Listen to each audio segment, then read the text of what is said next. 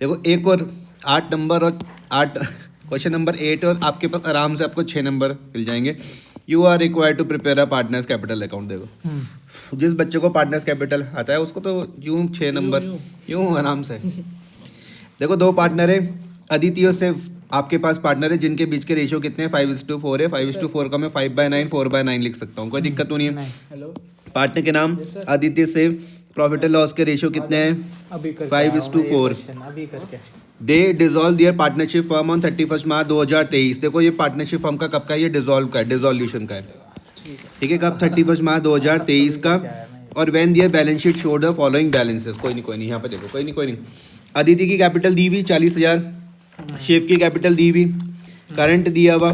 सिर्फ यहाँ पे समझना भैया, देखो हमेशा कैपिटल को याद रखो, चाहे कोई लिखा हुआ हो चाहे ना लिखा हो, हमेशा क्रेडिट होता साइड में है। आएगा। लेकिन जब लिखा हुआ है तब ये क्या है, डेबिट है। डेबिट है कोई दिक्कत तो नहीं है ना। इसका मतलब समझ लो, फर्म ने अदिति की कैपिटल के इतने रुपए वापस करने हैं, हाँ शिव की कैपिटल के इतने रुपए वापस करने हैं, हाँ। अदिति के करंट अकाउंट के इतने रुपए वापस करने हैं, और ये शिव से इतने रुपए लेने हैं।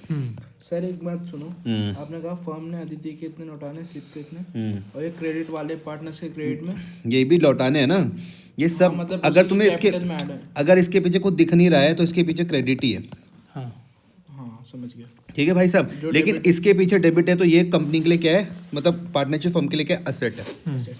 Loan by the firm to Shiv, ध्यान से समझना, by the firm to Shiv, हाँ उल्टा भी हो सकता है। इस बार क्या है, ये तुम्हारे पास फर्म ने शिव को लोन दिया हुआ है, तो फर्म के लिए असेट है ये फर्म के लिए क्या हो जाएगा, असेट हो जाएगा। और प्रॉफिट एंड लॉस का डेबिट बैलेंस, अभी मैंने तुमको पिछले क्वेश्चन में इसकी चर्चा करवाई थी। प्रॉफिट एंड लॉस का डेबिट बैलेंस क्या होता है, प्रॉफिट है ये। अरे लॉस भाई। अच्छा, अभी तो यहाँ पे समझाया था पिछले क्वेश्चन में, देखो सुंदर प्यारी बैलेंस शीट में यही था। वैसे भी डीआर प्रॉफिट एंड लॉस का डेबिट बाय बैलेंस लॉस होता है। अच्छा हाँ, ये भी तो आया लिखा समझ है में? डीआर। आया समझ में? प्रॉफिट एंड लॉस का डेबिट बैलेंस लॉस होता है। देखो एक तरीका तो ये है दिखाने का, और बैलेंस शीट में ऐसे दिखाते हैं। देखो ये बैलेंस शीट में क्रेडिट साइड होगा। और सर क्रेडिट साइड नहीं, सुनो, असेट साइड भाई। अगर सिर्फ प्रॉफिट एंड लॉस अकाउंट लिखा है तो हाँ तो भी कोई दिक्कत नहीं है, अगर यहाँ पर लिखा हो तो लॉस ही है। ये सब कहानी तो मैंने खुद लिखी थी ना बाद में। हाँ ठीक है। ठीक है भाई जी, आगे बढ़ते तो बोला वो on the date of dissolution. Dissolution का मतलब है कि भैया पार्टनरशिप फर्म हमारी क्या हो गई, बंद हो गई भैया, फुल स्टॉप की कहानी बन चुकी है। तो फर्म सफर्ड अ लॉस, ओहो नुकसान हो गया फर्म को 18,000 रुपीज का upon realisation of assets and settlement of liabilities. अलग से मैं इसको संडे विशेष में आपको ये वाली चीज करवाऊंगा कि रियलाइजेशन अकाउंट किस तरीके से बनता है। फिलहाल कहानी को इस तरीके से समझो कि जैसे ही हमारे पास धंधा बंद होता है, जैसे ही क्या होता है डिसोल्यूशन ऑफ फर्म होता है, हम दो काम करते हैं। तो इसे रियलाइजेशन में बांट देंगे उनके शेयर पे। शॉर्टकट मतलब फंस जाओगे, सुनो मेरी बात। हाँ जैसे ही मेरे पास धंधा बंद होता है, डिसोल्यूशन ऑफ द फर्म होती है, हम दो काम करते हैं, संपत्तियों को बेचते हैं, असेट्स को हम लोग क्या करते हैं, बेचते हैं। उसको बोलते हैं रियलाइजेशन ऑफ असेट्स। जो पैसा मुझको मिलता है उससे मैं लिएबिलिटीज के पैसे वापस करता हूँ, बस। हाँ समझ में आया? इतना समझो बस। ये टॉपिक आप संडे कराओ, से संडे को करवाएंगे, कल करा देना। फिर जल्दबाजी। यहाँ पे समझो भाई, डिसोल्यूशन के टाइम पे मैंने क्या बताया, हम लोग संपत्तियों को बेचते हैं, संपत्तियों को बेच के जो पैसा मिलता है उससे हम लायबिलिटीज को वापस करते हैं, एसेट्स को बेच के। ठीक है। ठीक है। अब जब हमने ये सब काम करा तो हमको इसमें नुकसान हो गया 18,000 रुपीज का। रियलाइजेशन ये हमको लॉस हो गया 18,000 रुपीज का। क्या करने पर, संपत्तियों को बेचने पर, पैसा मिलने पर हम लायबिलिटीज को वापस करते हैं। एक्सपेंसेस ऑफ डिसोल्यूशन, डिसोल्यूशन के टाइम पर 3,000 रुपये का खर्चा हुआ जो किसी पार्टनर ने देखा। Were to be paid by the firm on his behalf. किसने पे करा, फर्म ने पे करा। ने pay लेकिन करा। भैया बॉन्ड किसने का करना था, शिव ने करना था। कैपिटल से माइनस करते हैं। देखना खर्चा हुआ कि किसका, ये जो डिसोल्यूशन का खर्चा था 3,000 रुपए का, ये किसने झेलना था, शिव ने बॉर्न बाय फर्म। लेकिन पेड किसने किया, फर्म ने। किसके बिहाफ में, शिव के बिहाफ में। इसके भी हम ट्रीटमेंट देखेंगे। Debit side में। The firm had a furniture of 15,000 rupees का फर्नीचर था। Aditi took over some pieces of the furniture, 9,000 rupees being a 10% less than the book value। समझना बात को, समझ गए? नहीं समझे, 15,000 नहीं समझे, सुनो। ये जो फर्नीचर था कितने रुपए का, 15,000। अदिति क्या करके गई, कुछ फर्नीचर लेके गई, कितने रुपए में, 9,000 रुपए में। और ये जो 9,000 रुपए वो 10% लेस देन बुक वैल्यू का। तो क्या मैं इसको 9,000 को 90% बोल सकता हूँ? कैसे 9,000 को 90%? कैसे बोल सकता हूँ? 90% नहीं बोल सकते। बोल सकता हूँ, सुनो बात। कैसे? सुनो, अदिति बोलती है कि मैं कुछ फर्नीचर लेके चल गई, ये 9,000 के लेके गई। वो कहती अब मानो कि कुछ वैल्यू तो होगी, ध्यान से मेरी बात समझना, एक्स वैल्यू होगी। किसी भी चीज़ की मैक्सिमम वैल्यू क्या हो सकती है? 100% ही हो सकती है। वो कह रही कि मैं 10% कम में लेकर गई, मतलब कितने में? 90% में। तो 90% वो लेके गई तो किसके बराबर है? 90,000 मतलब 9,000 के तो बराबर है। नहीं आया समझ में? तो मैंने क्या बोला? मैंने बोला कि जो 9,000 रुपये आपको दिख रही है being 10% less than book value है। बुक वैल्यू कितनी होगी? 100%। उसमें से 10% माइनस का करूंगा तो कितना आ जाएगा? 90%। यही है 9,000। समझ में आया?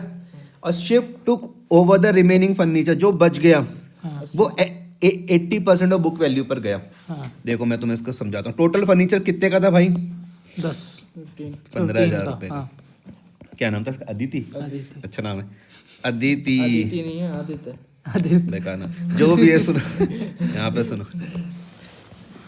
नाम चेंज कर देते हैं। अदिति अच्छा नाम है। सुना, ये 50,000 में लेके गई, मैंने इसकी कैलकुलेशन करी, गई लेकर गई। अदिति है ये, आदित्य है। अरे यहाँ अदिति है भाई। ये 9,000 में लेके गई। ये किसके बराबर है? 90 के। 100 से मैं इसको जब मल्टीप्लाई करता हूँ तो वैल्यू के कितनी आ गई? 10,000। नो अदिति वाज अदिति वाली की बात कर रहा हूँ मैं इसकी। ये देखो ये रही, सर आपने अपॉन 90 क्यों किया? क्योंकि 90 के ही तो बराबर था। ये जो 9,000 है 90 के ही तो बराबर था। अच्छा 100 में ये जो आदि थी, मान लो आदि जो था कुछ फर्नीचर लेके गया 9,000 रुपये में। ये 9,000 10% लेस है बुक वैल्यू का, तो 9,000 किसके बराबर? 90 के तो बराबर है। मुझको पूरी वैल्यू निकालने के लिए 100 से मल्टीप्लाई करना पड़ेगा। तो मैं अगर इस 15 में से 10 को माइनस कर दूं, देखो याद रखना तुम इस अगर मैथ्स में गए तुम्हें कोई फायदा नहीं होगा। ये सोचो मैं कर कैसे रहा हूँ। तो रिमेनिंग क्या बचेगा? 5,000। समझ में आया? ये देखो तो क्या लिखा हुआ कि जो रिमेनिंग था वो कौन लेके गया? शिव लेके गया। 80%। शिव लेके गया took the remaining furniture at 80% में। तो मतलब 5,000 का कितना? 80%। Very good. कितना आ जाएगा? 4,000। आया समझ में? पूरी बात समझ में आई? ये रिवर्स वाले केसेस समझ में आए? बस you are required to prepare a partners capital account, आपको बनाना है, कोई दिक्कत नहीं। एक बार हेलो आंसर बस करिए रखा आपने तो। ये बना दिया partners capital account. Bye balance brought down तुमको पता ही है।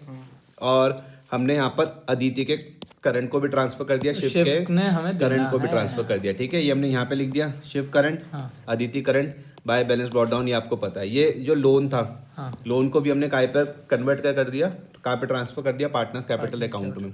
सुनना अब, अगर आप ये वाला पॉइंट समझ गए आपको सारी बात समझ में आ जाएगी। देखो शिव का लोन समझो, 22,000 कहाँ गया? ये लाइन लिखी हुई थी, loan by firm to the Shiv.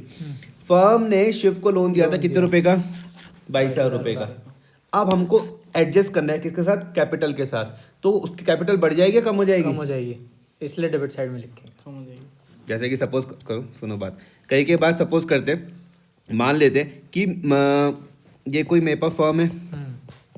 Firm ने किसी पार्टनर को क्या करा भैया? लोन दिया 22,000 रुपए का, एग्जाम्पल के तौर पर। और कैपिटल थी कितने रुपए की? 1,00,000 रुपए की मान लो।